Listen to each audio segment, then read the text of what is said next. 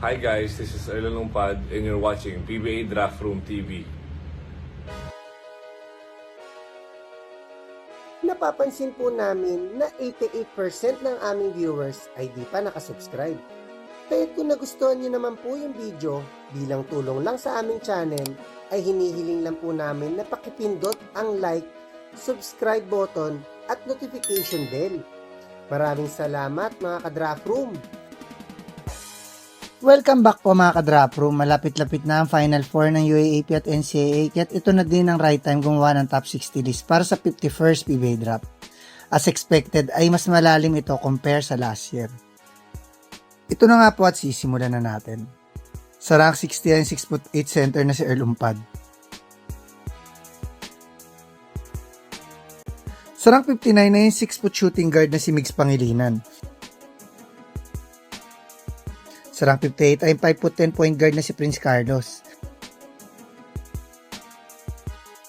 Sa rank 57 ay 6'3" power forward na si Joshua Giab. Sa rank 56 ay ang 6'3" small forward na si Nat Cosejo. Sa rank 55 ay ang 6'3" small forward na si Jan Calisay. Sa rank 54 ay ang 6'3" small forward na si Eli Ramos. Sa rank 53 ay ang 6'2" shooting guard na si Christian Pagaran. Sa rank 52 ay ang 6'3" shooting guard na si Patrick Yu. Sa rank 51 ay ang 6'2" shooting guard na si Leland Estacio. Alam naman natin ang scoring potential na meron si Leland na pinakita niya sa mga off-season games. Pero dahil sa lalim ng guard rotation ng UAAP contender na UST, ay may chance pa siya maging second rounder kung makakahanap siya ng MPBL team na mag-fit ang slashing style of play niya. Sa rank 50 ay 6'4" power forward na si J-Boy Solis. Sa rank 49 ay 6'3" small forward na si Matthew Oli. Sa rank 48 ay 6'5" power forward na si Rodel Gravera. Sa rank 47 ay 6'6" center na si Jello Loristo. Sa rank 46 ay 6'2" shooting guard na si Cade Ronzoni. Sa rank 45 ay 6'5" small forward na si Anton Eusebio. Dahil sa lalim ng frontcourt rotation ng Blazers ay minimal pa din ang nakukuha playing time ni Anton. Pero tuwing nagagamit siya ay nagbibigay siya ng quality minutes bilang stretch four at pagbibigay ng hustle points. Need niya lang mas mag-contribute pa upang tumaas pa ang kanyang drop stock. Sa rank 44 ay ang 6'5" power forward na si Miguel Ona. Sa rank 43 ay ang 6' shooting guard na si Drayton Kawile.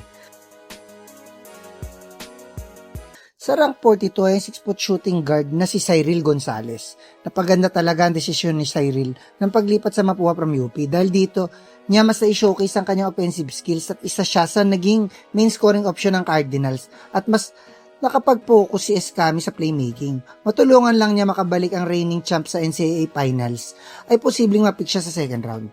Sa rank 41 ay ang 5'11" point guard na si Joem Sabandal. Sa rank 40 ay 6'1" shooting guard na si Leonard Santiago. Sa rank 39 ay 6'3" power forward na si Jopet Soriano. Sa rank 38 ay 6'6" center na si Paul Turco. Sa rank 37 ay ang 5'8" point guard na si Paeng Are. Hindi maganda naging final season ni Paeng sa Baste pero nabawi naman niya agad yan paglaro niya sa MPBL para sa Zamboanga. At need niya lang maibalik ang high scoring outside game next season para mas mapataas muli ang kanyang drop stock. Sa rank 36 ay ang 6'4" small forward na si Mark Parks. Throughout his stint sa NU ay talaga naging bench warmer lang si Mark. Pero ngayon sa kanyang final season na binigyan na siya ng playing time ay naging impact siya off the bench gamit ang kanyang outside shooting at cutting to the basket. Kung magtutuloy-tuloy ang Bulldogs, makapasok sa finals o makuha pa ang kampyonato ay posibleng kahit sa second round ay makuha na siya. Sa rank 35 ay 6'2" small forward na si TJ Pelebrico. Sa rank 34 ay yung 6'2" shooting guard na si Raylan Torres. Dahil sa sobrang lalim ng wing rotation ng UP ay di consistent na part ng regular rotation si Raylan. Ngunit tuwing nagagamit siya ay nagiging spark plug siya ng Fighting Maroons gamit ang kanyang reliable outside shooting. Kung makukuha uli nila ang kampyonato this season at magiging isa siya sa key player dito ay talagang tataas ang kanyang draft stock. Sa rank 33 ay 6'5" power forward na si RJ Minerva. Sa rank 32 ay 6'1" point guard na si Lian Ramiro. Sa rank 31 ay yung 5'7" point guard na si Janjan Pelisilda. Sa rank 30 ay 6'3" small forward na si Waki Manuel. Sa rank 29 ay yung 5'9" point guard na si Kyle Paranada. Sa rank 28 ay 6' point guard na si Kobe Ordonio. Sa rank 27 ay 6'4" power forward na si JP Boral. Last season pa lang ay nakitaan na ng pagka-PBA material si JP. Pero this season ay siyang naging main big man ng finals contender na Perpetual Health. Kahit unti-unti ay tumataas sa talagang stock niya dahil din sa improvement ng overall game niya. Matulungan lang niya magkampiyon ng Altas ay magiging surefire second rounder na siya sa next draft. Sa rank 26 ay yung 6'1" shooting guard na si Jan Abate. Alam naman natin na talagang nag-struggle ang UAD's UAAP season. Pero di natin may kakaila ang consistent high scoring ni Abate every game. Nagpakita din siya ng improvement sa slashing na talagang mas nagpa-well-rounded na kanyang laro. Sa rank 25 ay yung 6'9" center na si Kyle Ong.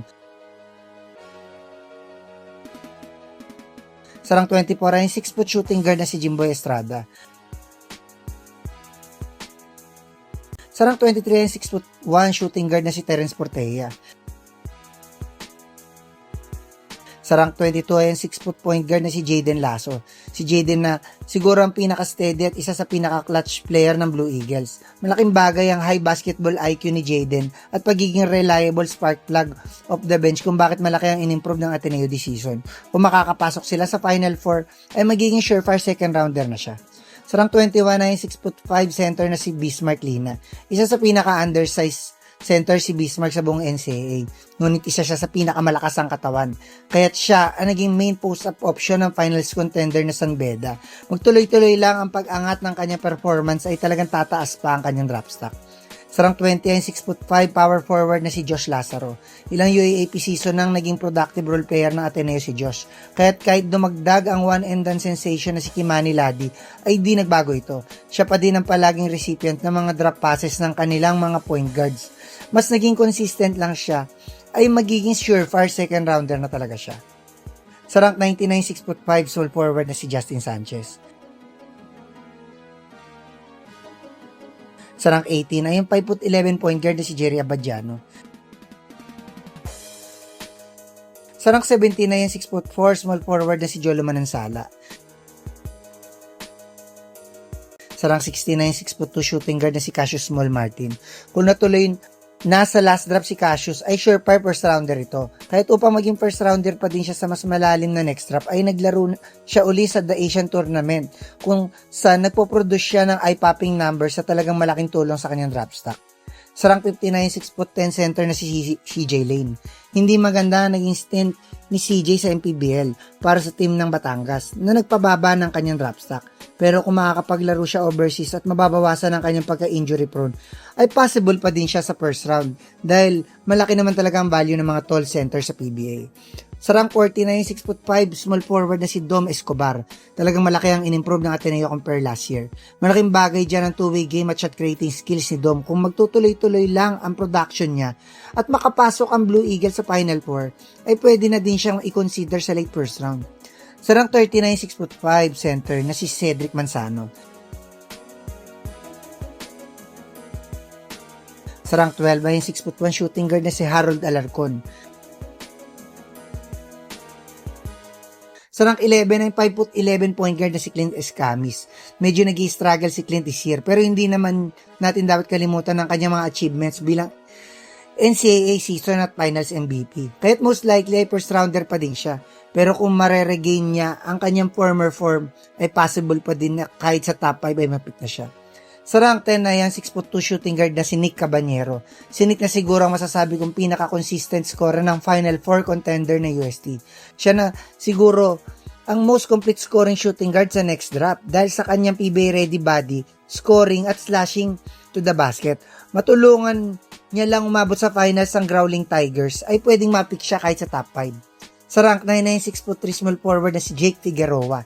Si Jake na siguro ang pinaka nag-breakout this season sa UAAP dahil sa kanyang all-around skills, particularly sa scoring. Kung saan mas nag-contribute siya pagdating sa clutch. Kung magtutuloy-tuloy ang success ng top seed na NU this year, ay magiging surefire top 5 pick siya sa malalim na next draft. Sa rank 8 ay 6'6" power forward na si Allen Liwag. Medyo naging injury-riddled season ngayon si Allen. Pero tuwing nakakalaro siya ay kahit kita pa din ang kanyang MVP form bilang most dominant inside operator sa NCAA.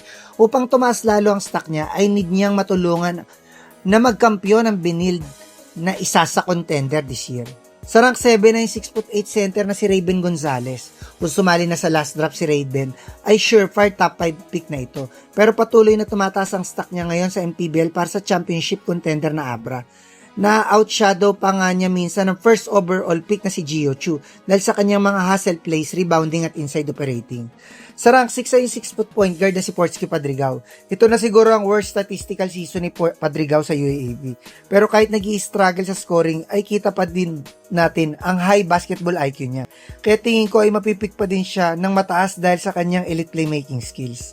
Sa rank 6 ay ang 6'6" small forward na si DJ Fener. Kung nahabol ni DJ ang kanyang requirements sa last draft, for sure ay top 5 pick siya. Pero dahil sa pinakapakita niyang two-way game sa Jones Cup para sa SGA, most likely ay first rounder pa din siya sa next draft.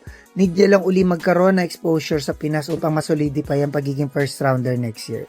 Sa rank 4 ay 6'7" power forward na si Kimani Ladi.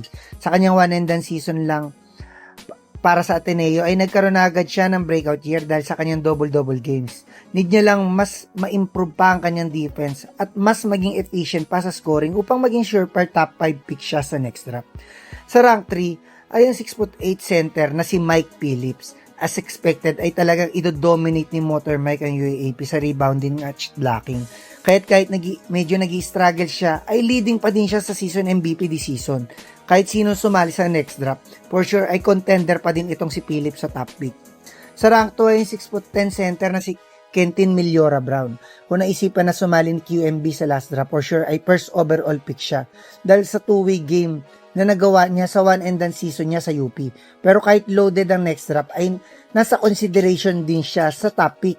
Patuloy niya pa hinahasa ang all-around game niya sa pag-sign sa Macau Bears para sa The Asian Tournament. At ang best prospect natin so far para sa 2027 draft ay ang 6'5" small forward na si Dwight Ramos. Maliban kay Kai Soto, si Dwight na siguro ang matagal nang pinapangarap mapanood ng mga Pinoy fans makita maglaro sa PBA. At dahil nag-announce na siya na possible na siya sumali next year, most likely ay siya na ang top pick. Kahit maraming elite big man ang pwede din sumali na talagang mga in demand. Tingin ko ang elite all-around game niya at talagang high basketball IQ ay sapat na para siya ang maging first overall choice kahit sino pa ang makasabay niya. Madami pa tayong inaabangan na overseas prospects na mag-confirm para maisama na sa list na to. At kung matutuloy na sa 2027 na ang draft ay may ilang superstar prospects pa ang madadagdag dito gaya ni Jacob Cortez. Hanggang sa susunod na lang mga ka-drop room.